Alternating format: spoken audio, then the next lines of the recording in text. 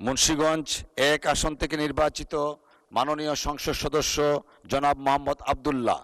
জনাব মোহাম্মদ আব্দুল্লাহ।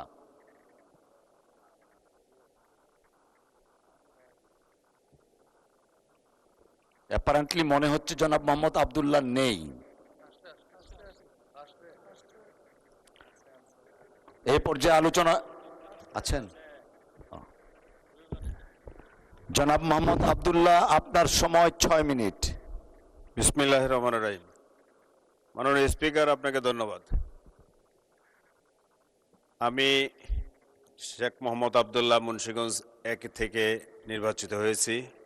আমি সর্বপ্রথম আল্লাহর নিকট শুকরিয়া আদায় করি যে আল্লাহ আমাকে এই সংসদে আসার জন্য সুযোগ করে দিয়েছে এবং তারপরে আমি আমার নির্বাচনী এলাকার সর্বস্তরের জনগণকে আমার পক্ষ থেকে এবং আমার দলের পক্ষ থেকে এবং আমার মাননীয় প্রধানমন্ত্রীর পক্ষ থেকে ধন্যবাদ জানাই।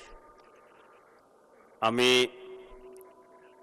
জানেন মুন্সিগঞ্জ 1 বলতে গেলে দক্ষিণ অঞ্চলের একটি গুরুত্বপূর্ণ জায়গা। মাওয়ার এক্সপ্রেসের একদিকে পদ্মা নদী আর একদিকে ধলেশ্বরী নদী, এই মাঝখানে যে অঞ্চলটা সেটা পুরাটাই মুন্সিগঞ্জ 1 তথা আমার শ্রীনগর থানা এবং সিরাজদিঘা থানা। এই অঞ্চলে বাংলাদেশের বিশেষ ব্যবসায়ী লোকজন বসবাস করে।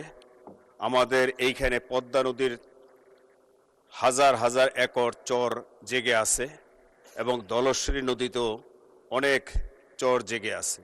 এই অঞ্চলগুলোতে যদি ইপিজেড করা হয়, মিনি ইপিজেড, সেইখানে বিদ্যুৎ আমরা সোলারের মাধ্যমে ব্যবস্থা করতে পারবো, গ্যাসের প্রয়োজন হবে না। আপনি জানেন বিক্রমপুরের মানুষ ব্যবসায়ী, আমরা ব্যবসায়ীরাই এই ইপিজেডটা চালাইতে পারবো। আমি আশা করব আমাদের মন্ত্রী মহোদয়রা যদি চিন্তা করেন তাহলে এইখানে বিশেষ যুব সমাজের কাজের ব্যবস্থার সুযোগ করা হবে।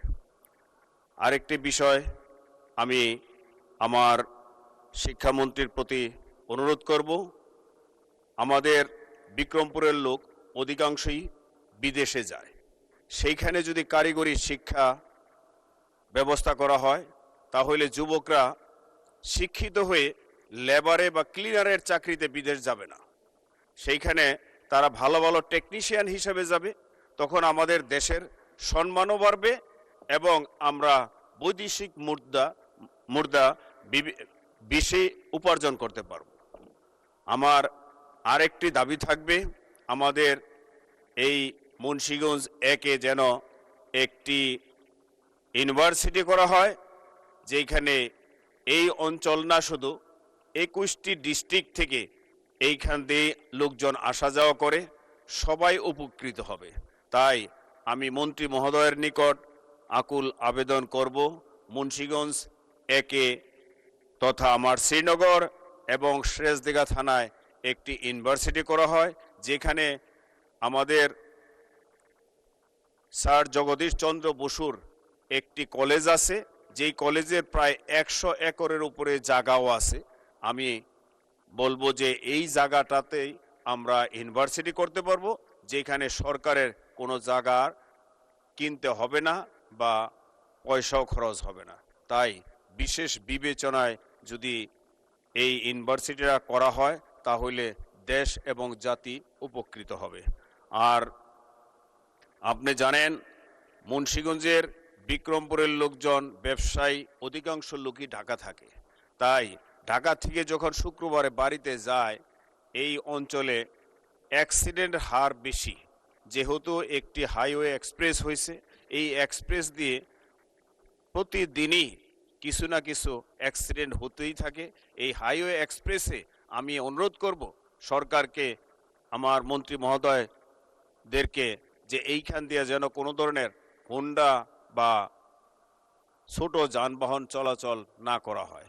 আর এই হাইওয়ের পাশে যদি একটি 500 শয্যা বিশিষ্ট হসপিটাল করা হয় তাহলে এই অঞ্চলের এবং এই 21টি ডিস্ট্রিক্টের উপকার হবে, প্রায় 1 কোটি লোকের উপরে হবে এই হসপিটালের উপকৃত হবে। তাহলে ঢাকার উপরে যে মিটফুট মেডিকেলের চাপ পড়ে সেই চাপটা অনেকাংশই কমে যাবে।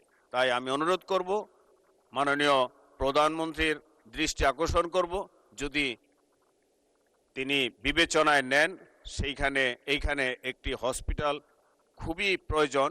যেহেতু আমরা খুব ঢাকার সন্নিকটে, তাই ঢাকাকে একটি জঞ্জাল অথবা চাপ থেকে মুক্ত করার জন্য এই অঞ্চলে হসপিটালটা বিশেষ গুরুত্বপূর্ণ। তা আমি অনুরোধ করব আমাদের মন্ত্রী মহোদয়দেরকে যদি এই ব্যবস্থাটা করা যায়। আর আমি আরও অনুরোধ করব, আমাদের অঞ্চলে আপনি জানেন মুন্সিগঞ্জ মানে ধানের শীষ, এইখানে যেহেতু প্রতিটা সিটি বিএনপির ছিল বিগত দিনও এখনো আছে, তাই বিগত স্বৈরাচারী সরকারের আমলে উন্নয়ন কাজ হয় নাই বললে চলে। তা এর জন্য আমাদের বাজেট একদম খুবই কম। আমি পরবর্তীতে অনুরোধ করব আমাদের এলজিআরডির মিনিস্টারদেরকে যে এইখানকার বাজেটটা যেন তুলনামূলক একটু বেশি রাখা হয়, যেহেতু এইখানকার রাস্তা করতে গেলে প্রায় 10 ফিট মাটি ফালাইতে হয়।